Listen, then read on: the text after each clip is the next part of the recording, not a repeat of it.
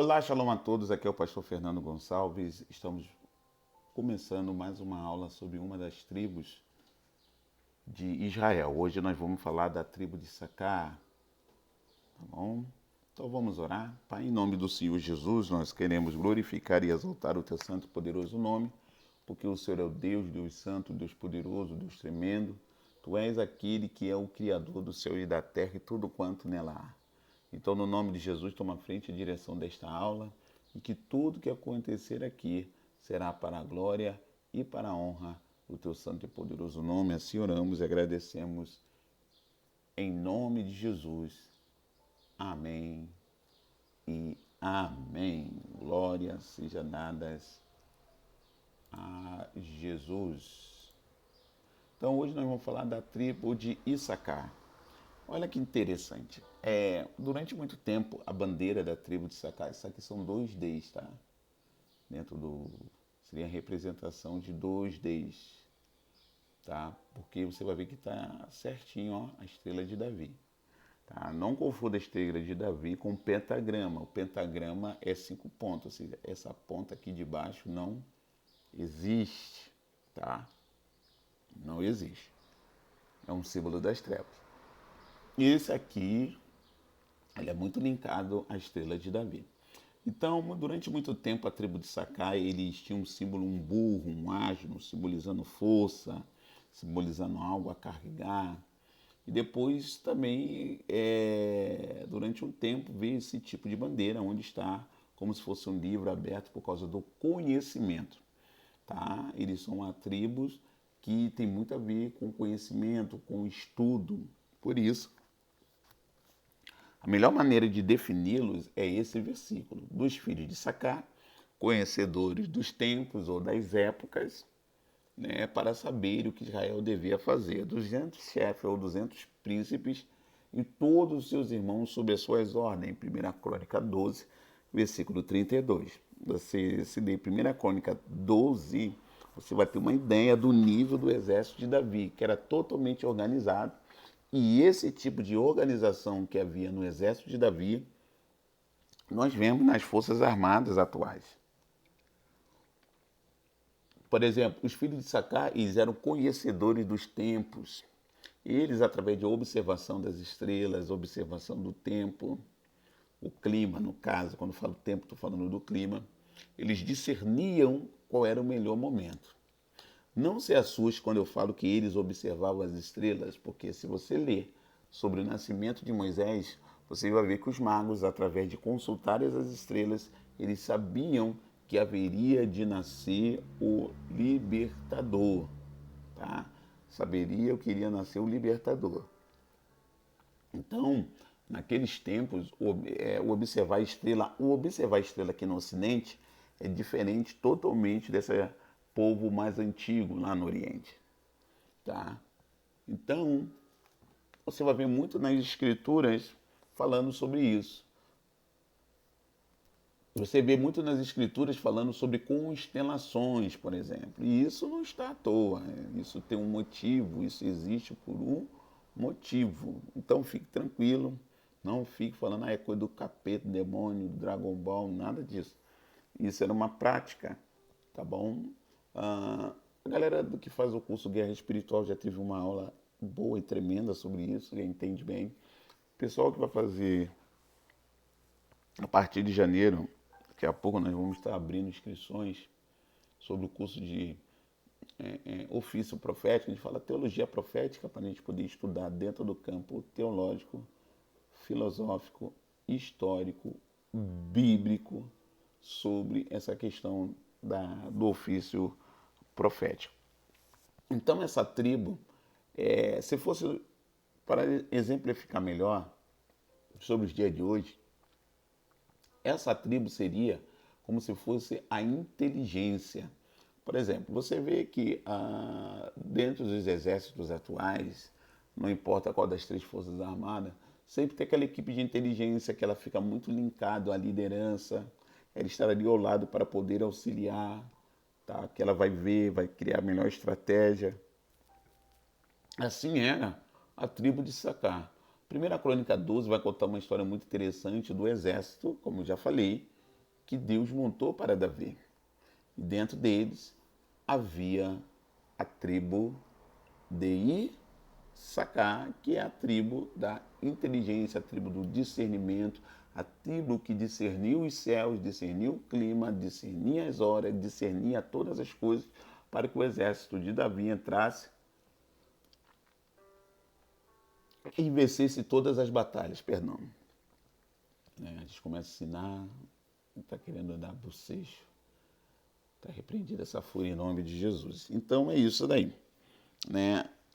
Quando vai dar a benção a Issacar, lá em Gênesis 49, versículo 14, vai dizer o seguinte, ó, Issacar é um jumento ágil de carga que repousa entre as fileiras da casa. E viu que o descanso era bom e a terra adequada para isso. E sujeitou o seu ombro à carga, servindo com tributo, né? Issacar é uma tribo que serviu muito com tributo, porque era uma tribo que não ia muito para a guerra. De que maneira não ia para a guerra? Ela ficava numa posição mais estratégica, como foi explicado antes, sobre essa questão da inteligência. É como se fossem os profetas, aqueles que têm um ofício profético, aqueles que discernem, tá? Existem profetas que não vai para a guerra, o dom profético dele é outro. Existem aqueles profetas que vão guerrear no mundo sobrenatural, vão entrar em oração, vão entrar em jejum, vão entrar em estudo profundo da palavra. Tem aqueles profetas que já vai até as pessoas, põe a mão e vai exercer sinais, etc. Então, dentro desse compêndio profético, existe um leque muito forte para que haja essas ações. Então, vamos lá. Esse termo ramor, o jumento, que normalmente as pessoas usam como burro, asno, etc. e tal, tá? Nesse versículo que eu acabei de ler, Gênesis 49, versículo 14, já vamos ver algumas coisas à frente, tem-se uma característica muito nobre. Aqui, essa questão aqui no nosso país, por exemplo, no Brasil, burro é sinal de burro, é que a pessoa não tem inteligência, não tem entendimento. Mas dentro dessa questão da visão judaica, esse burro tem questão de nobreza, porque existe uma profecia sobre o Cristo envolvendo esse animal. Então, tem essa situação de nobreza, entendeu? Então, esse termo ramor, por exemplo, que é traduzido como burro, mas esse termo ele tem a característica para as pessoas que conseguem se locomover com agilidade e destreza, mesmo com peso nas suas costas. Ou seja, ainda que carrega algo pesado, esse termo ele é muito linkado às pessoas que se movem com destreza. Destreza é firmeza, sabedoria. Destreza é alguém que se move bem, né? Quando alguém é muito bom em alguma coisa, você coloca em português, isso é adjetivo, destro, destreza, entendeu? Então, ele tem essa simbologia por causa disso. Por causa de, além de ter essa questão da realeza, de ser um animal forte, tá? Que consegue se mover com velocidade, irmão, com agilidade e com destreza. Então, a tribo de Issacar, eles tinham sobre ele em si a agilidade de um boi e a força de um jumento.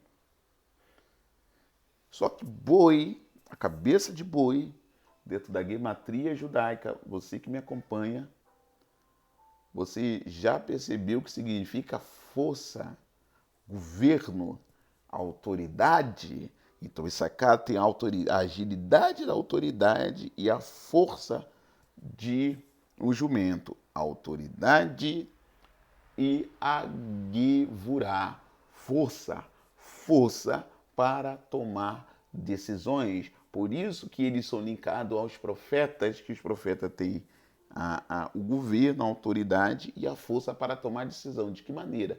De recebe a autoridade, recebe a palavra profética, recebe a revelação e com força para poder executar o que é correto, ele repassa, louvado seja o nome do Senhor, para aquele que deve receber.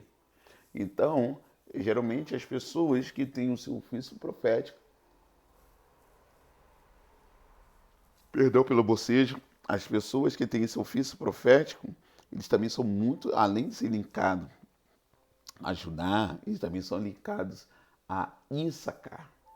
Então, você que está vendo essa aula, mas que nós estamos num momento de guerra espiritual, por causa, nesse horário que eu estou fazendo esse vídeo, você já consegue ver que você tem autoridade e você tem força para executar essa autoridade. Amém? Pegou essa chave aí? Então vamos seguir.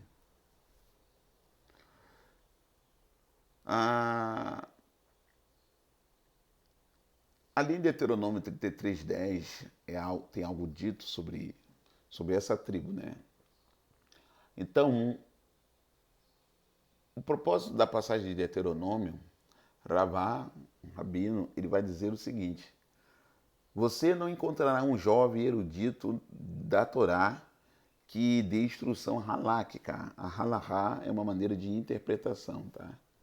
Eu estou botando esses termos porque muitos de vocês vão estar fazendo outros cursos no futuro, então é muito bom que você já venha assimilar esses termos. Haláquica, instrução haláquica, halahá, entendimento, discernimento, tá? Você discernir, você debulhar algo da Torá ou da Bíblia para poder passar a alguém, entendeu? Então, existem duas tribos que faziam isso com maestria. Falo fazia, pode dizer, dentre a descendência judaica tem dessas pessoas. Ou a pessoa vai vir da tribo de Levi, ou a pessoa vai vir da tribo de Sacar. Levi, sacerdote, Sacar, profetas. Nem todo sacerdote é um profeta. Mas todo profeta, ele tem um sacerdócio. Por que eu estou falando isso? Quando se trata da tribo de Levi, não está falando no sacerdócio que caiu. Não estou dizendo que os levitas caíram. Mas estou dizendo que era um sacerdócio específico de uma tribo específica. E quando eu falo que a tribo de Sacar, que todo profeta é um sacerdócio, porque pós Jesus Cristo, né, nós se tornamos reino e sacerdócio. Então nós seguimos a ordem de Melquisedeque, porque Cristo ele é sumo sacerdote segundo a ordem de Melquisedeque. Jesus Cristo ele é sumo sacerdote segundo a ordem levítica. A ordem levítica ela vai surgir após a ordem de Melquisedeque. Então por isso que eu fiz essa analogia. Então aqui ele está falando que as pessoas da tribo de Sacar, eles são eruditos na Torá, eles são eruditos nas Escrituras. Por isso que eu digo que todo profeta, para ser levado a sério, irmão, bem sério mesmo, bem sério, estou falando do ofício, não estou falando do ministério, estou falando do ofício. Né? Só procurar aqui no canal o curso sobre os profetas, você vai entender melhor a diferença. Então, o que tem um ofício profético, porque hoje em dia não existe mais profetas nacionais como no Antigo Testamento, o dom foi distribuído, Jesus fala através de Paulo sobre os 5 ministérios. Entendeu? Então quem tem um ofício de profeta, ele tem que comer Bíblia, ele tem que ser mergulhado na Bíblia. A vida dele tem que ser a Bíblia.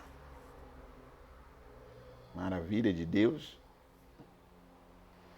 Então, é isso. A afirmação com relação à tribo de Levi, Deuteronômio 33:10, e a afirmação a respeito da tribo de Sacar é como está escrito. E os filhos de Sacar, homens que tinham entendimento dos tempos para saber o que Israel deveria fazer. Assim como a tribo de Levi, eles ensinarão a Jacó as tuas ordenanças, a Israel a sua lei, que é algo específico, sacerdócio levítico, Israel a sua lei, né? Você vai ver Arão, Moisés, entre outros, entendeu? Você vai ver Arão e Moisés, entre outros. E aí você vai perceber algo muito interessante, que os de Sacar, eles traziam para toda a tribo, ou melhor, para todo o exército davídico, que não tinha só judeus. Existiam pessoas de outras tribos, de outros povos envolvidos. E era Issacar que tinha essa incumbência também de levar a eles. Então, a tribo de Levi, ela trazia sobre a lei, as ordenanças, os preceitos da lei, né? Já o de Issacar já trazia o discernimento sobre os tempos. Olha a diferença. Olha a diferença do discernimento, do chamado, tá? Você precisa começar a entender essa diferença dentro do teu chamado. Maravilha? Uma tribo de Levi ensinar Israel as leis, as ordenanças, né, que Moisés ensinou, etc. e tal. A tribo de Issacar as coisas sobre o discernimento, sobre a guerra, quiçá até mesmo sobre o mundo sobrenatural. Tá vendo aí como é importante saber essas pequenas nuances? Issacar é um burro da lei, uma tribo forte, conhecendo a ordem dos tempos. E ele se deita entre os limites dos seus irmãos, o Targum e o Hanã, falando sobre Gênesis. O Targum e o Hanã seria como se fosse uma Torá em aramaico, tá bom? Temos a Torá traduzida do hebraico, né? Vai ter pessoas que vai ter a Torá traduzida do grego, apesar da linguagem original ter sido hebraico, e também vai ter o aramaico, que são os Targum. Quando você estudar teologia comigo, né, em nome de Jesus, nós vamos ter uma turma aí também, até mesmo podendo ter aula agora em dezembro. Quando formos estudar bibliologia, você vai entender sobre isso. Então, Issacar é um burro da lei, né? Uma tribo forte, conhecendo a ordem dos tempos. E ele se deita entre os limites dos seus irmãos. Tá? Vamos lá, Gênesis 49, né? 14, 1, 2. Vamos ver o comentário de Sforno, um comentarista judeu, sobre isso, né? Não está pronto para lutar uma guerra. Isso corresponde ao ditado dos sábios em Avodá Zará, que diz: se a sua vocação são os livros, não pode ser a habilidade ou habilitado com a espada. Esforno está dizendo sobre essa questão da tribo de Issacar serem bons com os livros, serem bons com os estudos, serem bons com o discernimento, serem bons em entender épocas e tempos, e por isso que eles não metiam a mão nas espadas. Havia uma outra tribo que andava ao lado deles para protegê-los, guardá-los, para que eles tivessem tempo, quando estavam cada um na repartição das terras da tribo, quando cada um estava ali no seu local, tinha uma tribo que os protegia. Tá? Então você vai ver que muita gente que é dedicada ao estudo da palavra, Deus os separou para isso. Tem gente que vai reclamar, vai chamar preguiçoso, mandrião, mas tem muita gente que aproveita aí, pode ter, mas existem pessoas que foram altamente separadas. Existem seminários teológicos que são de internato, você tem que ficar o dia todo dentro de uma faculdade teológica, morando lá, entendeu? Morando lá, sendo sustentado por irmãos, por irmãs, para que a obra de Deus venha acontecer, tá bom? Issacar é um burro da lei, né? Tá ali, eu estou repetindo para isso poder ficar bem gravado. Ele é um burro da lei, uma tribo forte, conhecedora da ordem do tempo, e ele se deita entre o limite dos seus irmãos. Então nós estamos vendo tanto Esforno como o Targum falando a mesma coisa, tá bom? Pegou isso daí? Vamos explicar mais um pouquinho, né? Esse termo mispentain, seria mispentain ou mispentain, né? Vai depender, porque tem algumas questões de acentos que caíram, né? Então esse termo indica um lugar dentro de uma casa, por exemplo, onde os utensílios domésticos, igual as nossas mães faziam ou fazem ainda, né? Nossas esposas também fazem isso, que são organizados em duas fileiras, por isso que está essa imagem desse animal. Você está vendo ali, né, dois bagageiros, apesar que aqui estão para pegar a água do poço, ele vai carregar a água, e ele, justamente nesse tipo de terreno, cheio de defeitos, cheios de pedras, esse animal é um animal muito ágil. Por mais que ele carregue algo pesado nos ombros, ele tem autoridade, agilidade, destreza para caminhar nesse tipo de terreno perigosíssimo, porque por causa do peso, se é um ser humano pisar numa pedra dessa, poderia quebrar até o tornozelo, entendeu? Então, esse terreno aqui, tá vendo as ovelhas aqui? Então, esse terreno pode mostrar como é o mundo e os seus perigos e a necessidade de você ter autoridade, destreza e agilidade para caminhar nesse mundo sem cair, sem se perder. Tranquilo? Por isso que está nessa imagem. Então, esse termo mispetain ou mispetain, que vai tem muito a ver com algo organizado em duas fileiras, tá? Ele também vai dar uma outra conexão, tá? Ele vai dar uma conexão também de lareira, né? Uma lareira que simboliza todo o lar. Quando você vê uma lareira, você pensa logo numa casa, né? Então, em alguns idiomas, por exemplo, as fileiras, onde os utensílios eram guardados no centro da casa, tá? No centro da casa, poderia simbolizar toda a casa no idioma hebraico, esses utensílios, essa divisão de utensílios. Então, o significado desse versículo, por exemplo, ele vai dar a entender que Sacar ele seria um trabalhador forte, ágil, que não hesitaria em repousar entre as fileiras, sabe? Ele não, por mais que ele trabalhe, ele não hesitaria em encontrar um lugar para descansar, entendeu? Descansar dentro de um ambiente doméstico, dentro de um ambiente familiar. Quando nós falamos de descanso, descansar em Deus, muitas das vezes você aproveitar o seu tempo em família. Não quer dizer que você vai faltar culto por causa disso, né, irmão? Quando a gente falar assim, ó, aproveitar em tempo em família, o crente pensa logo, então eu vou fazer isso e aquilo, já não vou no culto. Primeira coisa que o crente quer abrir mão é culto. Abre teu olho, hein, crente? Abre teu olho. Então, Sacar também vai mostrar aquele que está disposto, está em prontidão, entendeu? Para enfrentar trabalhos árduos. Então Issacar saberia aproveitar dos momentos de descanso dentro do lar que ele mesmo construiu com todo o seu esforço.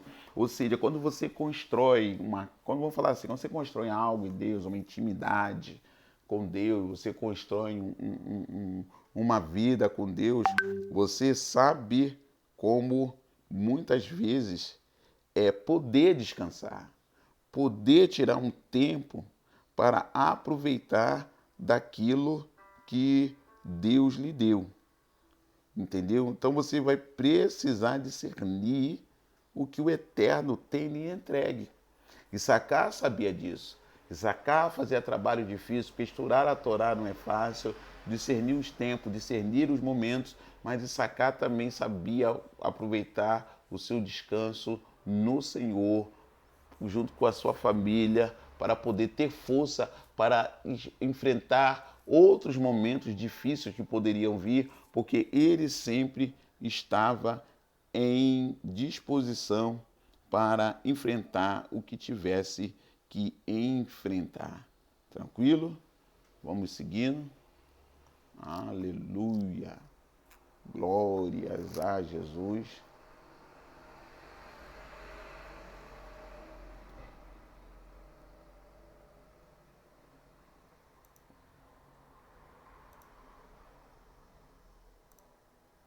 Vamos lá. Porque ele viu um lugar de descanso que era bom, foi isso que nós acabamos de dizer. Mas vamos ver outra situação. Ó. Quando Issacar viu que a sua terra e local de descanso eram agradáveis, ele, como um asno, um burro, né, alguém de autoridade, realeza, agilidade, destreza, curvou os ombros para carregar todos os fardos e tornou-se um servo que paga taxa. Como eu expliquei antes, ele viu que a terra era boa, ele se dobra como um asno, né? Ele vai trabalhar para poder pagar as taxas. Ou seja, um nível de gratidão exercido aqui.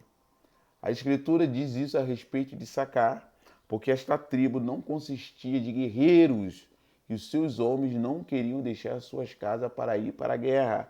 São covardes? Não, não era uma tribo de guerreiros. Então eles não queriam deixar as suas casas, então eles preferiam pagar para que fossem protegidos e outros fossem lutar. Por isso, Moisés vai dizer a respeito de Sacar: alegrai-vos e Sacar em tuas tendas, Deuteronômio 33, 18. A arrecadação mencionada nesse versículo pode se referir ao pagamento de Sacar de uma arrecadação de dinheiro ao rei de Israel, em vez de fornecer soldados para o seu exército. Então, Ezra, grande comentarista da Torá, ele faz esse comentário. Que está traduzido como dinheiro, mas podemos falar de ser um tributo para que os seus homens não fossem, já que não era uma tribo de guerreiros, mas era uma tribo de estudiosos. Assim como na casa do Senhor tem aqueles que são frente de batalha, vai para o campo de guerra, seja em qualquer área do ministério, tem aqueles que vão para o campo de guerra e tem aqueles que ficam mais recuados, estudando, organizando, discernindo, ouvindo o que Deus tem para falar. Tranquilo nisso aí? Olha o que Ricuni vai dizer. Ó, Issacar está ciente das vantagens de residir pacificamente em suas terras, ao contrário do seu irmão Zebulon, ou Zebulon na nossa língua, que, embora em busca de grandes riquezas, enfrenta muitos mares tempestuosos e piratas em potencial antes de trazer para casa os seus despojos. Já Zebulon é uma tribo de guerra, que é a próxima tribo que nós já vamos estudar. Zebulon já é faca na bota. Zebulon, já posso te adiantar, seria hoje como se fosse a marinha, né? Das 12 tribos, eles seriam a marinha, por causa de guerrear muito nos mares, cuidarem dos mares. Então, Issacar, por mais que ele não era uma tribo que saía para a guerra de maneira física, mas no campo sobrenatural, a tribo de Issacar era excelente, porque era eles que Davi também consultava. E aqui terminamos essa aula sobre Issacar. Próximo vídeo é sobre essa tribo, Zebulon. Amém? Vamos orar? Pai, em nome de Jesus, nós queremos glorificar e exaltar o teu santo e poderoso nome, porque o Senhor é Deus, o Senhor é Deus santo, Deus poderoso, tu és o Criador dos céus e da terra e tudo quanto nela há, e que tuas ricos e poderosos bens estejam sobre nós, que possamos entender e discernir esse papel que é na tribo de Sacar, trazer sobre nossas vidas e pormos em prática, e discernir dentro desse momento que vivemos as tuas movimentações. Assim oramos e agradecemos em nome de Jesus. Amém e amém. Shalom e até a próxima aula.